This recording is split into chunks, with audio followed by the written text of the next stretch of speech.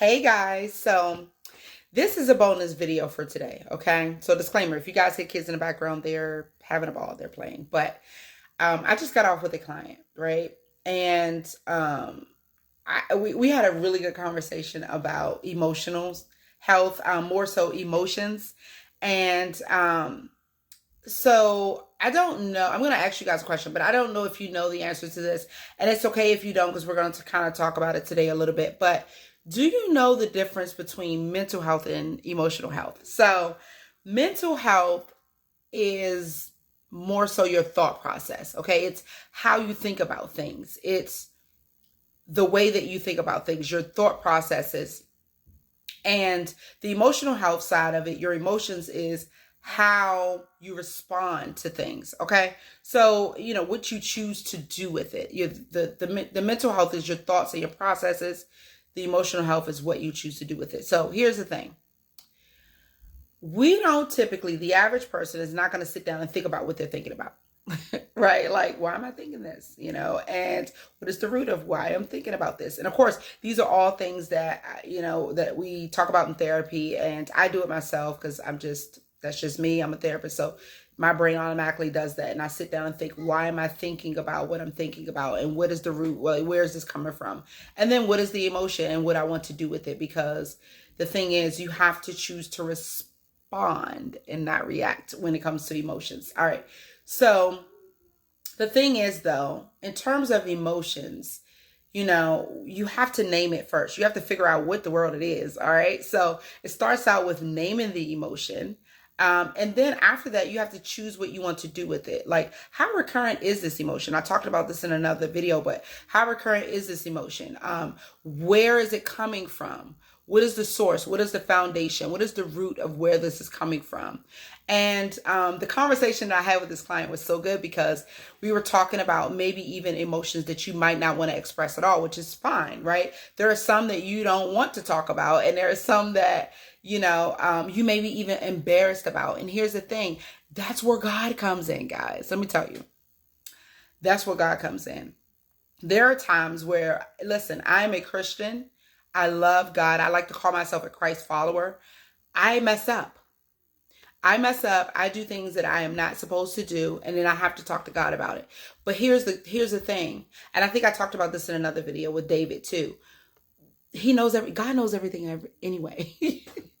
He sees everything anyway. So why not talk to him about everything anyway? Right? So if there's an emotion that I feel that I don't really want to express, or I'm embarrassed, or that I don't want to really talk about, then I know I can go to God and like, look, sis messed up. Or let's say that I messed up, but I want to keep going. Let's say that. And I would go to him like,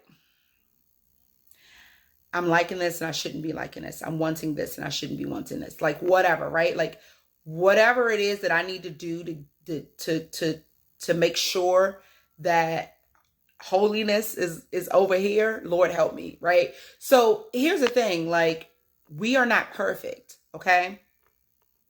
And I'm going to be honest, I'm glad that we're not, because his strength is made perfect in our weakness. So if we have a weakness, that means that God's strength is made perfect in it. So if we're having emotions that are recurrent, or, emotions that we don't know what to do with, just take it to God in prayer. Talk to him about it, and it doesn't have to be a religious prayer. You don't have to every single time get on your knees. I mean, there's a lot of praying that I do throughout my days that doesn't involve me, going into my prayer closet like I used to every, time that I need to talk to the Lord. I mean, listen, he walks with us, guys. I mean, like I talk to him like he's my best friend, because he is, about everything, and good, bad, ugly, whatever.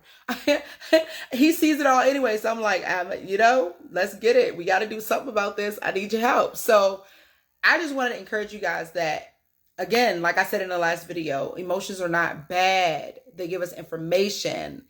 You can take what you're going through. If you don't have those people in your circle that you feel like you can trust with this information, I'm gonna be honest. I got some people in my circle that can take my stuff, and God has put them there. They're called destiny helpers. They're called my tribe, and we can talk about stuff. And guess what? I know that they're gonna take things to God in prayer, and then there are things that I just take to God in prayer, and He will tell me what I need to do, or give me some direction or instruction or reproof or correction. And I take all of it, okay? Because I, at the end of the day, want to please the Lord, all right? So with your emotions, you can name them. You can, like I said in the last video, you don't have to claim it, but you can name it and you can figure out what to do with it and use that information, okay? What I'm trying to encourage you guys not to do is to ignore it, right? To feel something, to ignore, just keep putting it off and feeling it and not doing something about it because it's information, all right? So you're not going to keep ignoring like say you had a route to work or whatever.